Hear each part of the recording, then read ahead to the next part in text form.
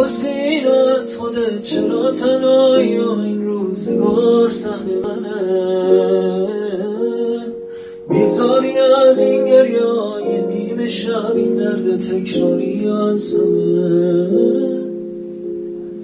دیوونه میمونی چون میدونیم هیچکی نیست قدر تو بدونه.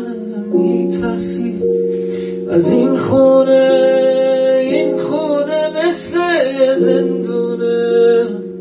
بیداری بیزاری از هر کی که میخنده غمگینی، حتی هوای خونت هم سنگین.